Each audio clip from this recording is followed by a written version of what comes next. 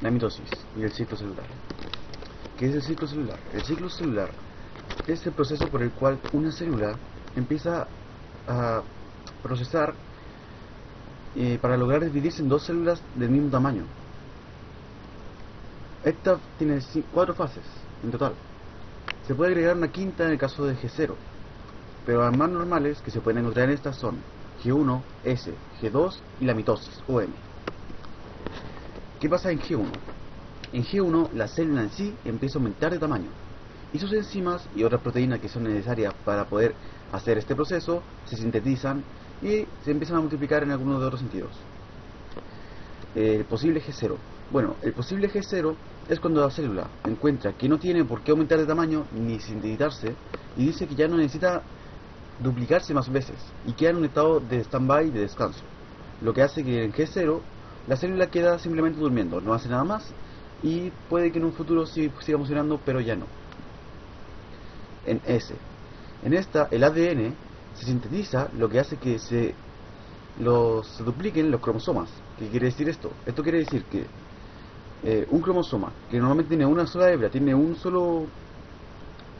sola hebra, se convierta en un cromosoma doble. Le salen 2 hebras por cada lugar. Simplemente eso. ¿Qué pasa con G2? En esta se arreglan todos los posibles errores que tenga la síntesis de ADN. ¿Qué pasa en ese? Bueno, ¿qué pasa con esto, con este corregir de errores? Que por ejemplo ya en una hebra, en doble hebra, que pasa lo que pasa en ese, que se duplica el ADN, le falta una parte de la hebra, pues el G2 se puede solucionar ciertos problemas para que así no se formen problemas, lo que tiene que ver con la duplicación en mitosis. La mitosis. La mitosis es el proceso por el cual se separan las dos células de partes iguales. Es decir, por el cual todo se empieza a separar ya por completo. ¿Qué partes tiene la mitosis? Pues la mitosis tiene 4 partes. La profase, en esta, es en cuando empiezan a desaparecer la membrana nuclear. Esto quiere decir que la membrana nuclear que rodeaba, ¿cierto?, a la célula, empieza a desaparecer de a poco. Eso, ¿qué es lo que permite? Esto permite que se empiecen a ver de a poco los cromosomas a un nivel ya más molecular, pero se logran ver. Se empieza a separar todo. Luego de eso viene la metafase. En esta, los cromosomas alcanzan su máximo grado de condensación.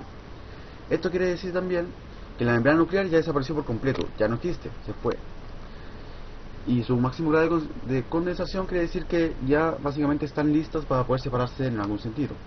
Luego de eso viene la anafase. En esta los cromosomas ya se dividen, es decir, de ser una doble hebra, de ser dobles, pasan a ser de uno siempre.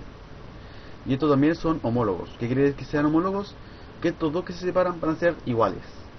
Si tienen un doble y ese se parte por la mitad, esas dos partes tienen que ser exactamente iguales. Y también en la anafase empiezan que cada parte que fue separada empiezan a seguir los centriolos hacia los polos. Y en la telofase es cuando los cromosomas ya están migrando a los polos celulares casi por completo.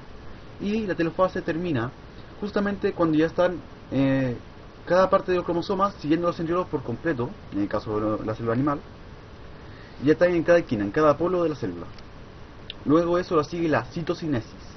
La citocinesis es el proceso por el cual la célula se divide en dos células iguales. Lo que se saca de todo esto de la mitosis y la citocinesis es que a partir de una célula madre salgan dos células hijas que tengan la misma cantidad de cromosomas y la misma de todo básicamente.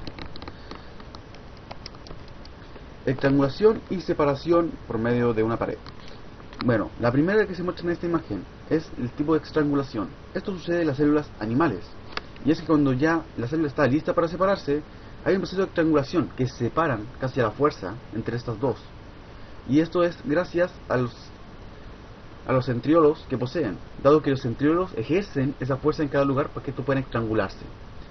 Y por otra parte, la separación de pared, que es de las células vegetales, ocurre que cuando ya están separados las dos células, en vez de tener que estrangularse, aparece una pared en medio que los separa, tal cual se muestra en esta imagen.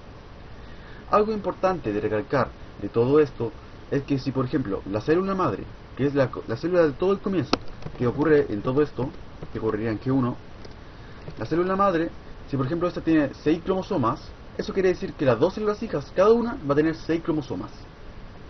Esto quiere decir que siempre van a tener la misma cantidad de cromosomas tanto la madre como la hija. No se separará, no se dividirá por dos, no. Siempre, si la madre tiene 6, las hijas cada una tendrá 6 igual. Y eso es todo por ahora.